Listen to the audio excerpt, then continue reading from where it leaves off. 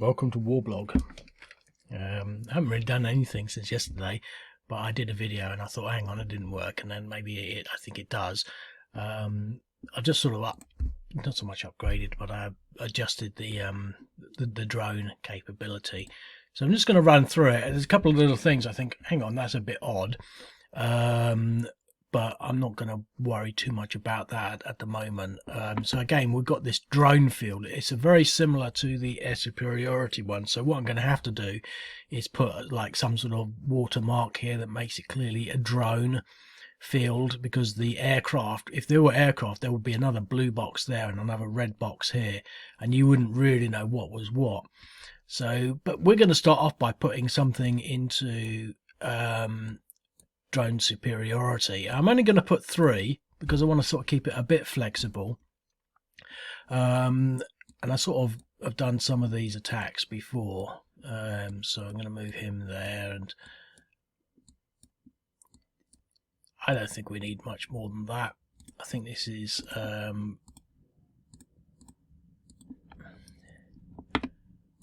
quite sufficient. 3-to-1 odds DE.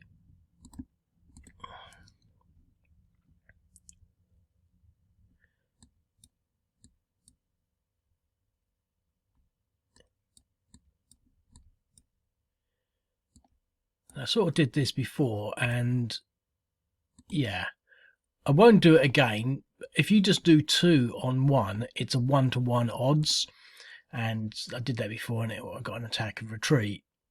And then the reason I'm sort of doing, explaining that is because I'm just trying to sort of, give a narrative to a sort of semblance of how this modelling is supposed to work, because it's supposed to be quite difficult. You need 2-to-1. Well, 2-to-1 gives you 1-to-1 odds. So you need a lot of units to get rid of these. So what you need is the drones.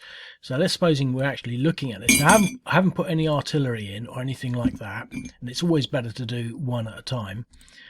So we did 0.45 damage, 0.45 damage, and 0.3. So it's going to be about 1.2, isn't it? 1.4. Okay.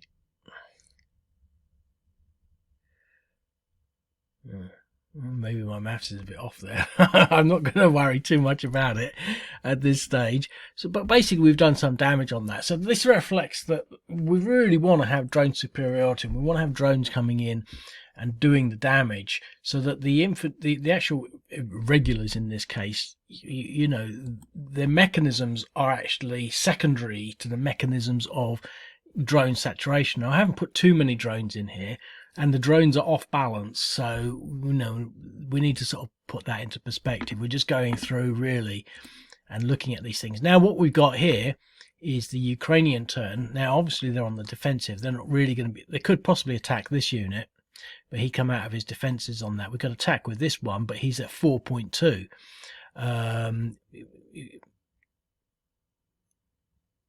Oh, hang on, maybe I've no idea what I'm talking about, what's going on now. So we could have attacked him really again if he was at 4.2. The odds would have been much different, but it's done now. They probably want to sort of either run away or stand there and regain something. So I'm going to stand there because I sort of want to just work through things. I'm not trying to play this, it's not even set up to be a reflection on what's happening. It's set up, as I've been meaning to do for a long time now, to incorporate drone functionality is almost a primary factor in this type of warfare. So basically, and I've only put 3 drones in here because it is a bit odd, because you sort of got to get drone superiority, and it's like having drone superiority isn't something that, I'm not sure that that's a factor in the same way that it would be with aircraft. My whole concept of superiority and air superiority comes from GDW Third World War series games, where you rolled each turn to see who had air superiority. So it's not like the sort of Israeli Iran engagement or some of these other battles where they gain air superiority and it's permanent because they've destroyed the air force. It's something else. more aligned with how many jets the one side can muster against the other. So it could be that there's maintenance. It could be that they've deployed aircraft to different theatres, and so the air superiority could be more of a reflection on where they're deploying their assets as opposed to the number and volume of them. But I think the arguments are all similar. We're just looking for a mechanism that sort of allows us to play with drones and to consider how they work.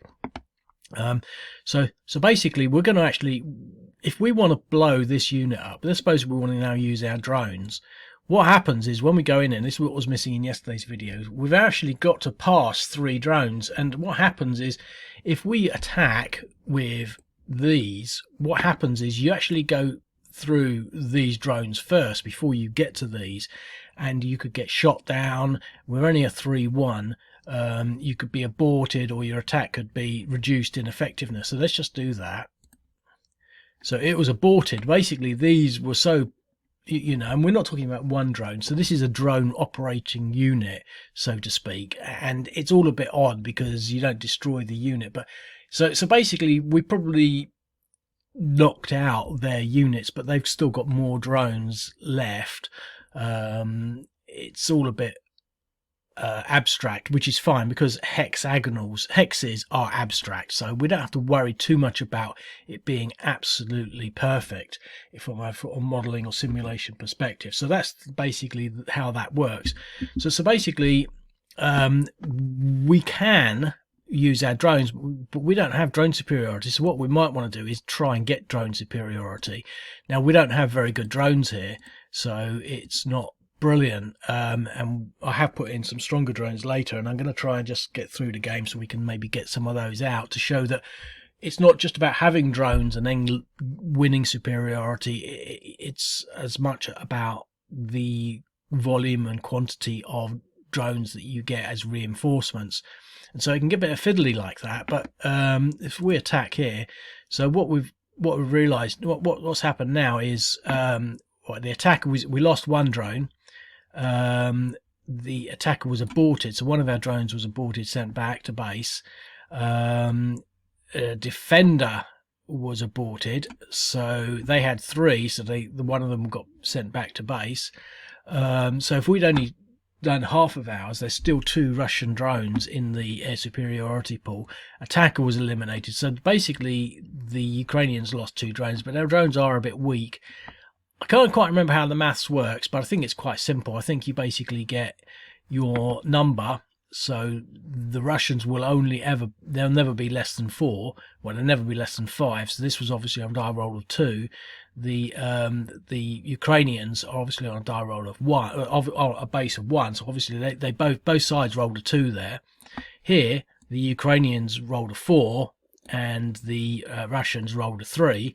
So, but they still, so that's how that's working. So here, the Ukrainians rolled a 6, and the Russians rolled a 4, a 2.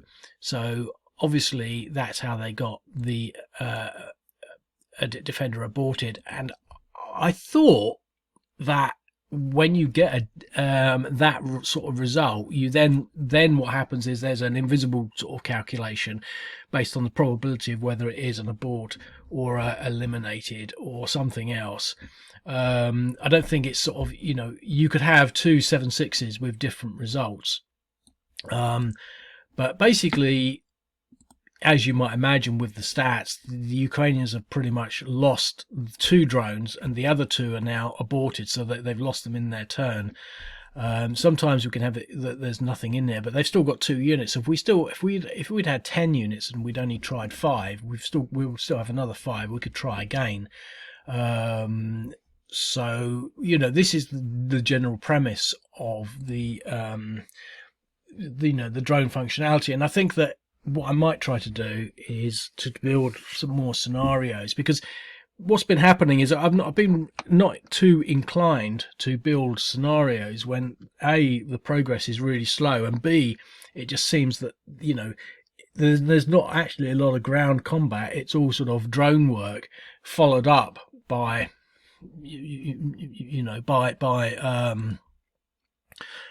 by kinetic ground movement, so to speak. Troops on the ground. So basically, if you consider it like that, we're just waiting for drones to come in. They're waiting for drones, and then you only move when the place that you're trying to get has been so blown up that you can walk in there. So in theory, we could. So let's supposing that the Ukrainians don't want to do anything else because they're entrenched, they're happy with that position. This is the weaker unit. So this is all rubble and blown up and things like that. So we're now on the Russian turn. They've still got 2 units in air superiority, in drone superiority, but because they've got drone superiority, they can use these 4 drones with relative impunity, and so we could go and attack this a little more, and I think we will, just for to sort of prove a point, really. So 0.5 damage, 0.95, 0.7, and that was aborted. So basically, ground troops will also get their own anti-aircraft. So they're at 5.35. So now what we can probably do is we can actually now afford to move some units in there. So we've got our 10% on the surround. We've got 3 units, so we should have at least 2-to-1, maybe 3-to-1 odds. 4-to-1 odds. So it was a DE, but they actually managed to retreat. So basically, we're relying on the drones to actually to sort of pepper these units up and move things forward. So now, obviously, what we've got is quite a sort of stronghold here. So what we might want to do, I know he was involved in the battle, wasn't he? Is to start sort of. So they've got no more movement left.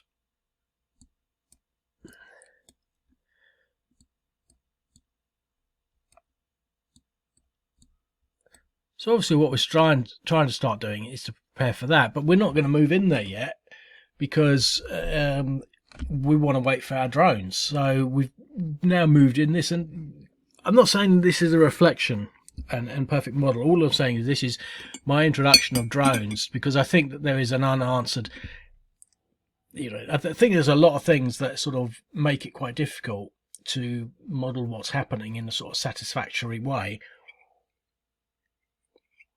And I have been sort of wrestling with, how do I sort of reflect that? And the last thing I want to do is get down to squad leader type stuff, because I think that's just, it's really not how I think, really.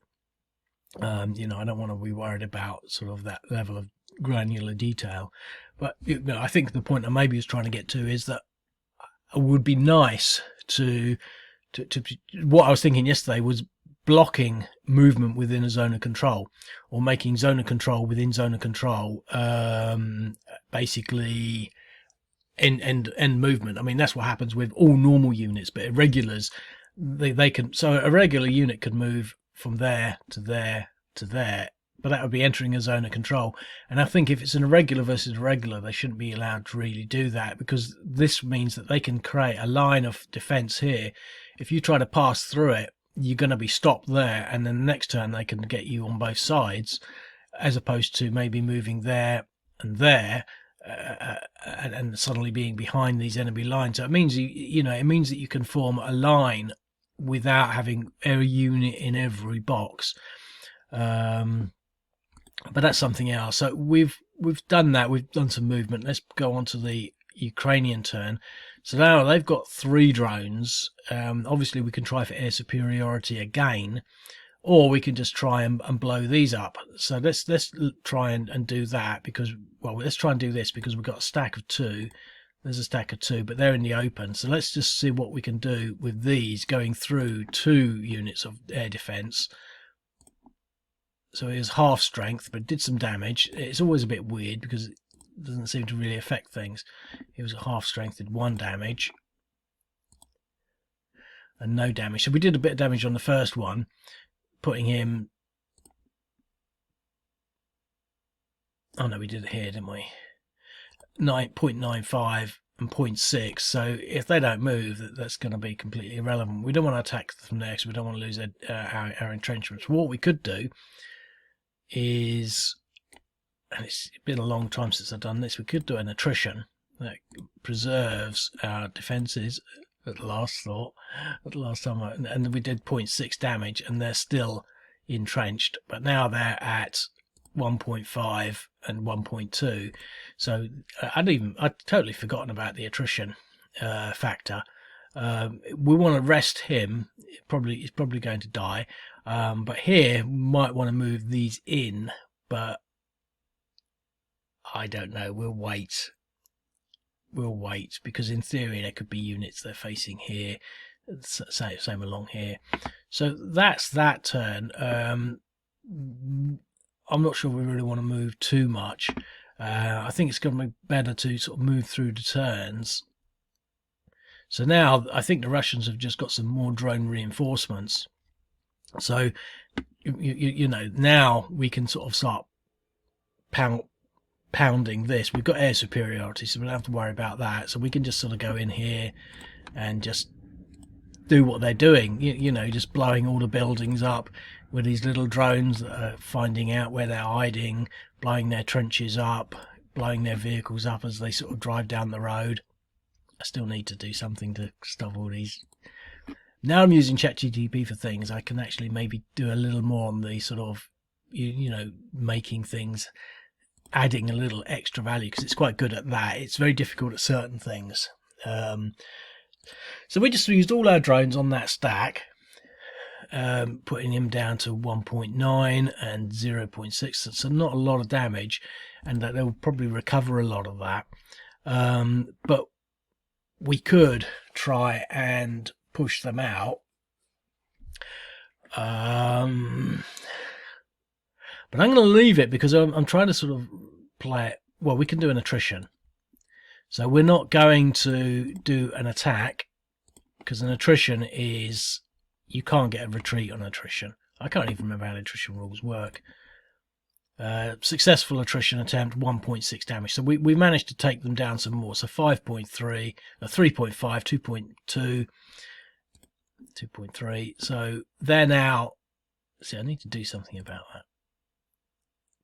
I mean, it shouldn't be difficult, but so we're now using a sort of slightly different modified approach to actually doing this. So we get the next turn here. The Ukrainians have themselves received some new drones, including this one. I put this in sort of extra yesterday just because these 3 ones are sort of not very good. But now maybe we can go for some air superiority. They've only got 2, so let's just see whether that's a goer. So we come in here. Now, the way it works, to be quite honest, I can't remember. I'm really racking my brain. But I think what happens is it stacks up. So this one will go against this one. This one would then go against this one. But then this one would go against this one. This one would go against this one. So you've got 2 of these against each one of these. And this one would go against this one. So this one will have 3 units attacking it all in one go, so to speak. So we might have some good chance here of something. And there's 1, 2, 3, 4, 5 units, 5 and 2 and 7 in total. 1, 2, 3, 4, 5. So Russia still has air superiority. Attacker aborted, attacker eliminated, attacker aborted, attacker eliminated, attacker aborted. So we lost 2 units there. The 4-4 did nothing, which is a shame because we could have used the drones in other ways. But this is the game, you see. We had 5 units against 2. We could have, you know, if we were to roll that again, we could have gained drone superiority, thus demonstrating the sort of the flexibility, or the sort of, you know, the flip-flopping capability there if you get some sort of new drones in. So it's quite interesting. Now, based on that sort of, you know, there's not much more that can be done, but he can sit there and recover. So it's now the Russian turn. They're going to sit there with their 2 again. And again, we've got this stack here, which has recovered slightly, but So again, what we're doing essentially, without wanting to sound incredibly boring, is just modelling maybe, what's happening. So lots of drones coming in, one side having superiority, and I'm not sure that superiority is absolute. But what I am going to do next, and I don't really want to do it today because I spent all of yesterday doing this, but I've neglected the development for a long time, so maybe I should use this extra day as it's something. It's basically put EW units in there, so there would be an extra element of EW. Now, what I have toyed with is giving units EW capability, but that would be some pretty weird additional functionality, making even the counters somehow have EW somewhere, so they've got electronic warfare capability. Basically sort of radar emitters, microwave emitters, to block radio frequencies and things like that, whatever it is they do. But so I don't know how I'm going to do the EW. I think I'm going to have EW units. I was going to give the ability to engineers, but I don't think that the engineers who build bridges and mines are going to be the same people laying sort of, wide local area networks and Wi-Fi and things like that. But essentially, somehow along the line, I want to put in EW units. So I might just say, if there's an EW unit on the board, it gives, it works in the same way as anti-aircraft. So it gives a radius effect. I sort of feel like doing that. But the thing is, what I really want to do is to sort of have them, give them the ability to deploy. So, if they're uncontested, they could put in some, some Wi-Fi functionality here, and then move to here and put some more Wi-Fi functionality, and you have to go around it and destroy that. But it gets a bit fiddly because if it goes onto the map, it's not aligned to any one party. So somehow they maybe would have to actually sort of somehow duplicate their counter, and it might just be easier to have EW units, but then once you destroyed them, they're destroyed.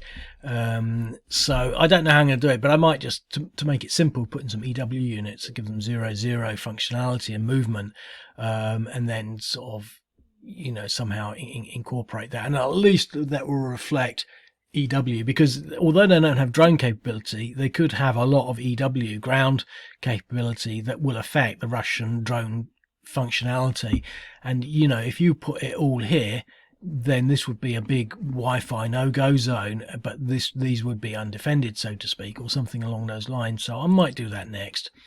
So it's the Russian turn. They've just done that. What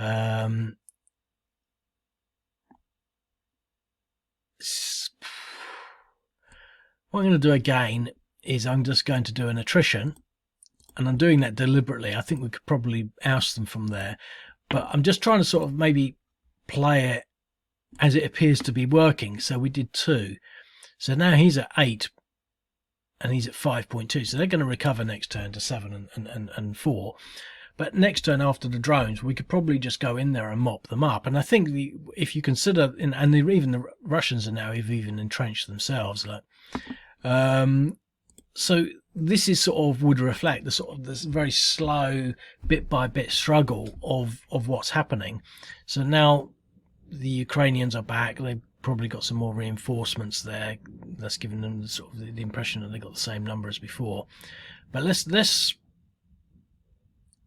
I don't know whether to go for superiority or not. Let's do 3. Let's do this guy and these 2. No, let's do 4. Defender aborted.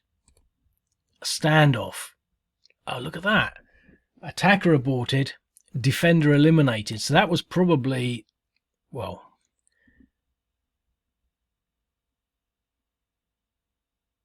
oh no, that's it. There's the dice. It's not rolled round. So that was their 4. They probably got a 6, and they were on 4s and probably got a 3. And so they've and they've got air superiority. So this is a perfect video. This video has worked perfectly to demonstrate the complexity of this new drone functionality. And it doesn't feel new to me because we've had air superiority for a long time. It just feels like another mechanic, but it's sort of, you know, so now we've gained superiority. We don't have a superiority block. We could move these into there for next turn, but that would probably not really have much effect. We've got 2 drones now that we can use, and I think, you know, we could put them against this stack here. 0.4, 0.2, 1. So those were 2 good attacks. So again, what we've done there is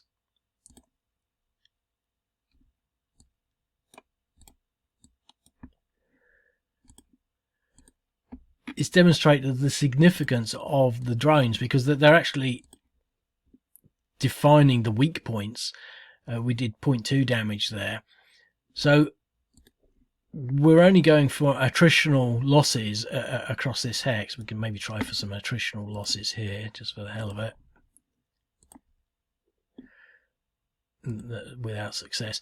So basically, oh, I shouldn't have done that, because I should be recovering with those units. Oh well, it doesn't matter. But I think it's interesting because quite often I've chosen a small map, because, you know, quite often you get a big one and it's sort of, well, the intricacies of hex encounter is, and I say this again and again, but seeing as I haven't done a video for so long, I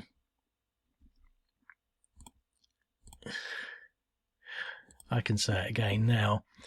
Basically, you know, we could have a video, a game that was just in this section here, just showing this, you know, it could be advance on eastern Guliyapol, you know, because we've got this sort of, this, what would you want to call it, this sort of line of attrition here where the Russians are trying to push in. It's all about the drone, it's all about attritioning each other. There's no grand assaults, there's no sort of mobile warfare, there's no sort of like tanks, you know, coming around and outflanking, and, you know, there's no airdrops behind. There's nothing clever. It's just a bunch of drones attritioning the target, and then with attritional combat, you know, across the line.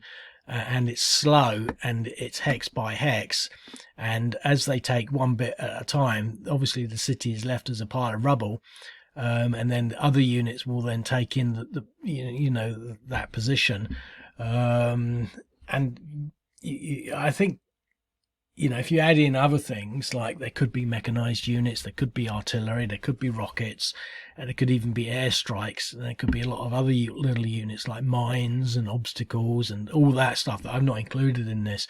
You know, you can make even quite a small scenario like this, you know, quite interesting. Let's just reload all that. I have no idea whose turn it is. So the Ukrainians have just had their turn, and they spent it sort of doing that. We're not going to do any movement or anything. So now the Russians don't have the superiority, but they could quite easily reclaim it. So I think for the Russians, we could put 3 units in there and say, well, you know, we've got it now.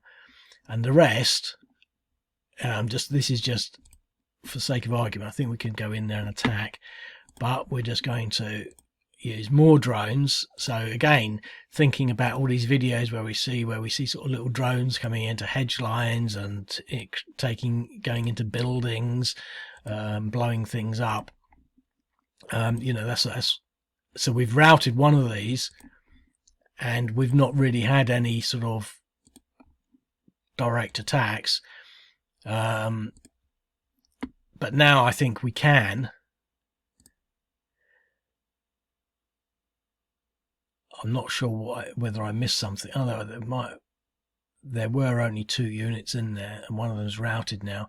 So basically, I think we can safely move in there. I mean, they're at 6.7, So it's not massively down, but we've got massive overkill. So now we've launched the, the command to sort of go in there, and this is where you see the troops running around through the all the ruins and things like that.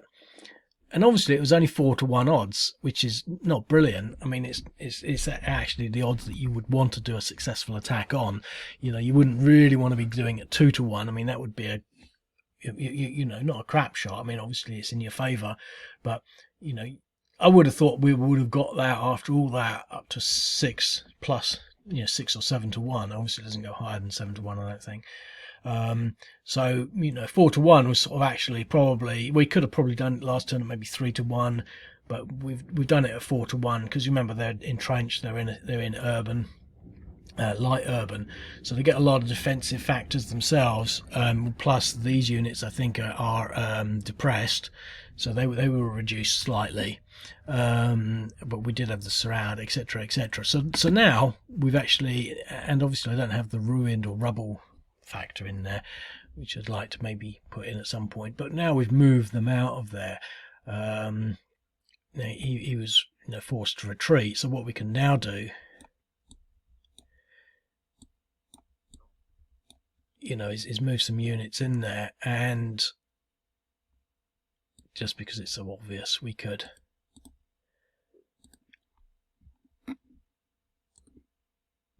so that was only a 3-1 attack, and we've got a DE, and then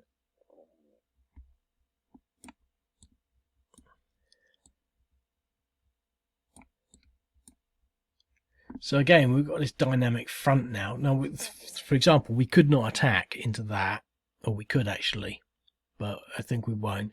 If we were to attack into there, it would be something like 2-1, 1-2.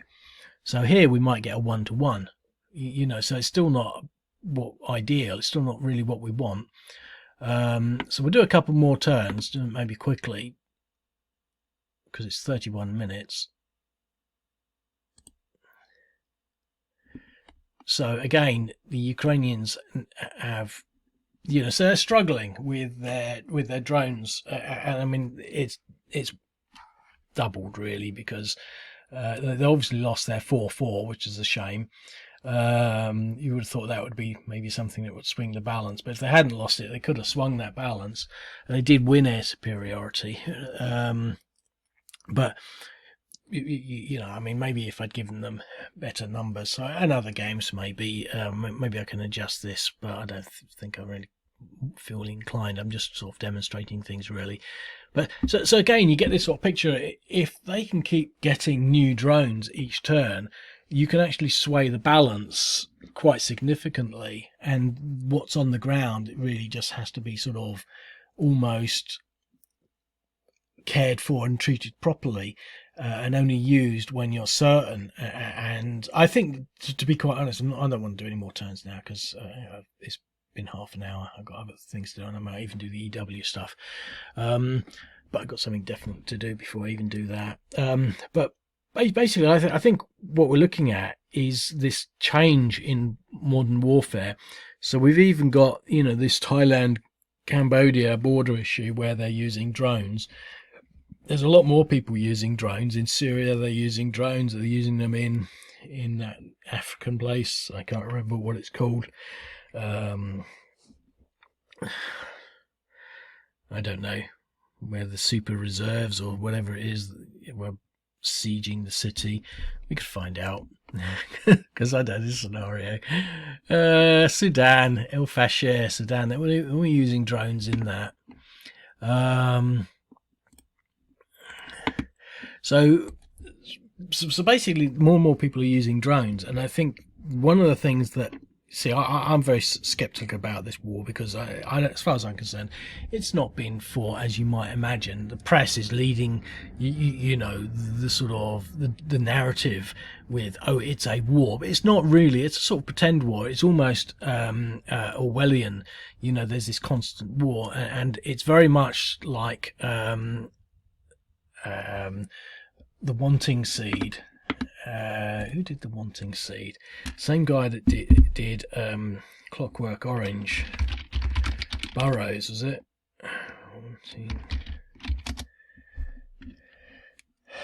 Burgess. Anthony Burgess. And in The Wanting Seed, which is, it's not a very good book, but it's basically a structure for really interesting ideas, including sort of, what they call homo and transsexualism, basically, and self-castration and, for promotion. And that's all really interesting. But the point is, they have a permanent war. There's this war, and he gets suspicious, because he starts to sort of think that it's not really a war. And he raises his suspicions with his sort of senior commanders, and they start to sort of question his loyalty and say, well, if you don't, if you don't think there's a war, and they basically decide, instead of putting him in logistics or whatever he's in, they send him to the front.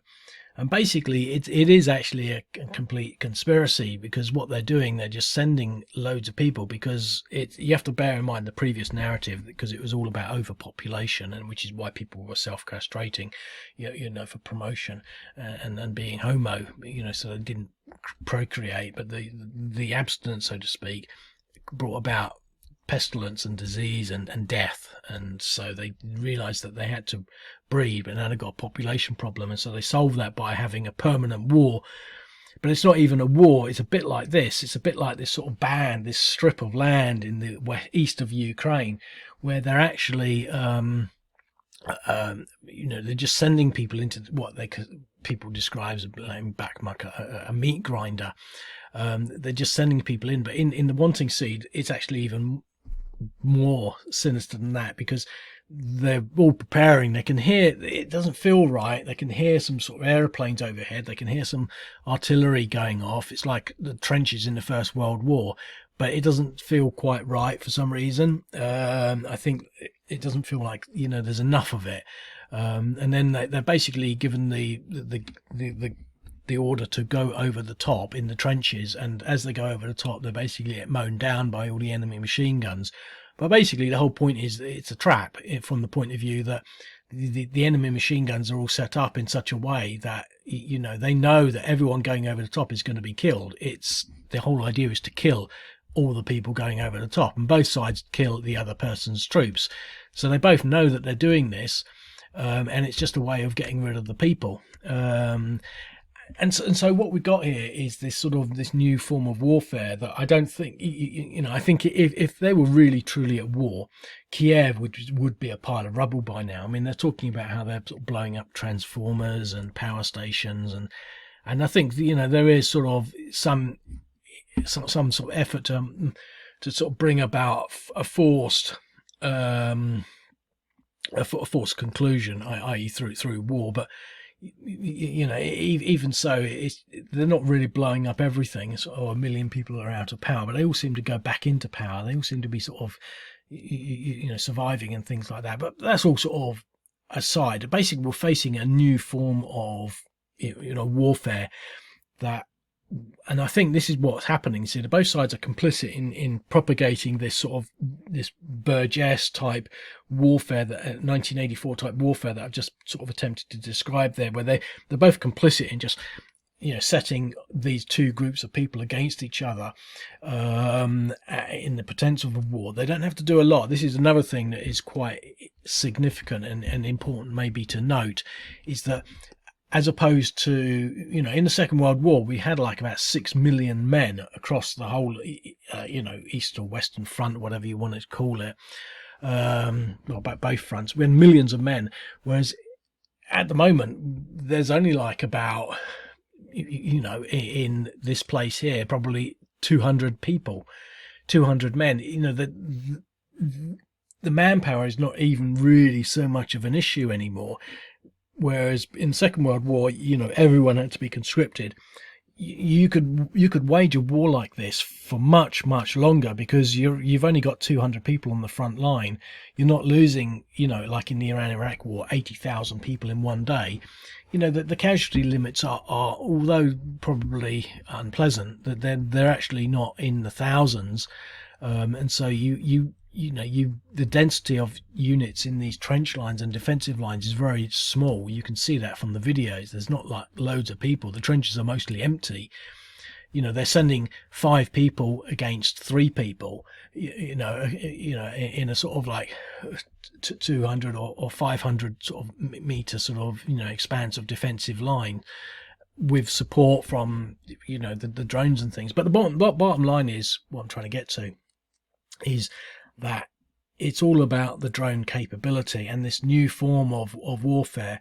And I think what both sides are actually trying to do, and this is what I'm trying to get to painfully slowly, they're both trying to muster some sort of edge, some sort of significant understanding or comprehension about how new warfare will happen. It's an experimental, operation. So they're basically, I think both sides are aware that they will both probably develop the same degree of capability. I suspect that the West, the US, the UK in particular, and France, and other sort of Western sort of operators will develop much smarter solutions than the Russians. But the Russians are not just operating alone. They've got a lot of support from China, North Korea, obviously Iran, which has a sort of a very clear, sort of motivation for developing these advanced systems. And India is possibly a bigger threat because they're a bit smarter. But I don't think they're going to come up with the particular, the ideas that the West will come up with. Saturation drones and drones for replenishment, logistics, supply, communication systems. I think that basically the West is going to sort of develop this sort of consensus that they have the ability to create, weapons of war that will be highly effective in any future operational battlefield space. Whether or not it will give them such an upper hand that they could just then start rolling into Russia.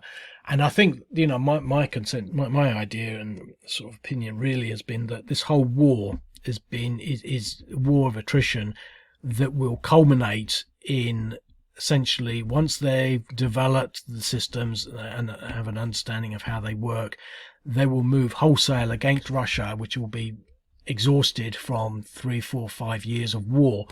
And it's just like how the Americans didn't enter the Second World War until whenever it was, 1943 or 1944, I can't remember. But, they sort of waited until Germany was, to some extent, I wouldn't say exhausted, but, they've been at it for a few years. And then they came in with this massive, massive force.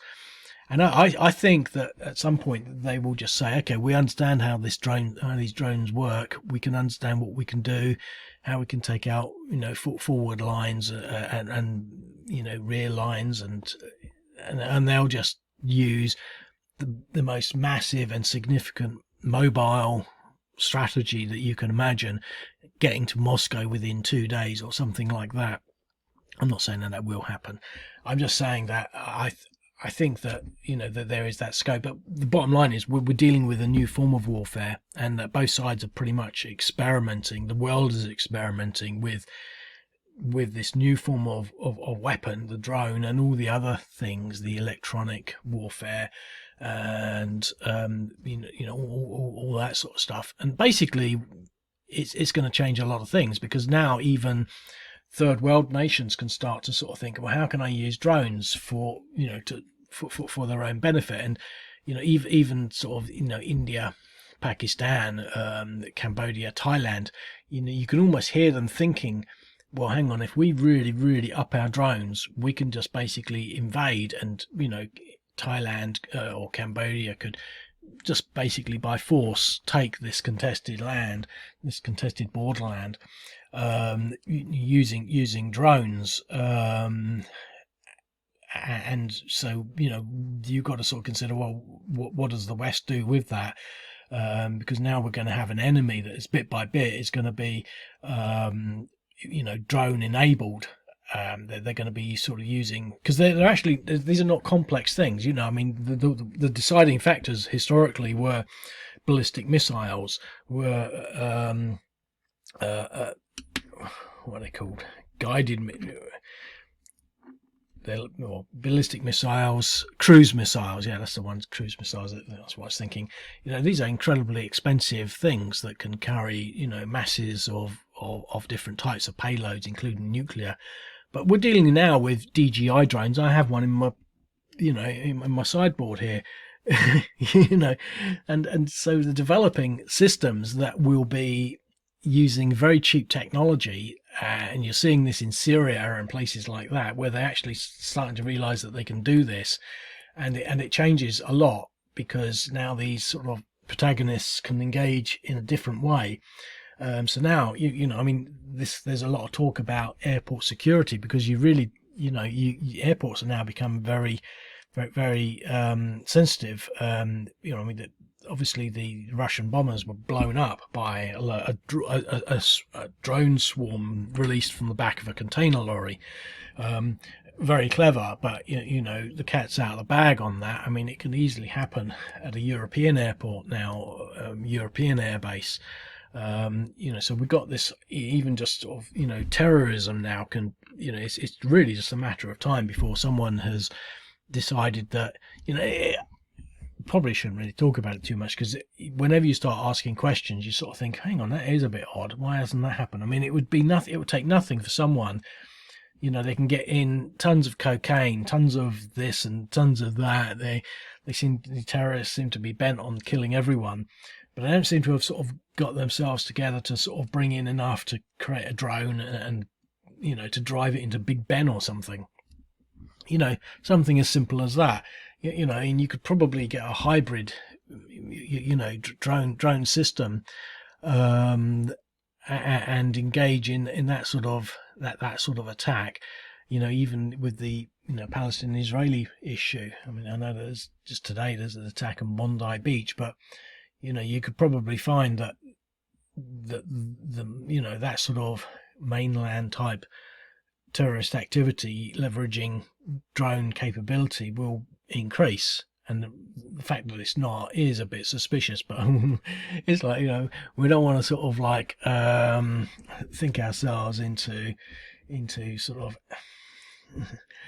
of anarchy or the end of time, the end days, or something like that.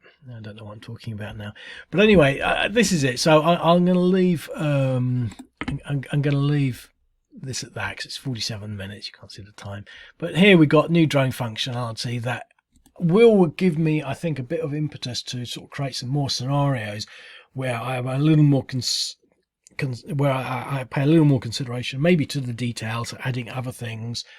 But also to sort of saying, okay, this is now really a different type of warfare. You're playing with drones now. You've got a lot of drones. You've got drone capability. Some of these games, because the drone capability will work, back to the earliest of games, where the drones first started appearing, and I don't even know where that was. I think it was Ukraine. Wherever you've got those, the drones would have been applied in a different way, and so the balance will change. But it could be that, the balance is similar. Sometimes one side's got drones and the other side doesn't, so the drone superiority doesn't matter. But it will change that slightly. But basically, this is a new feature. I'm gonna, try and develop it, etc. And that's that really. So I'll leave it at that, and I'll speak to you later. Cheerio.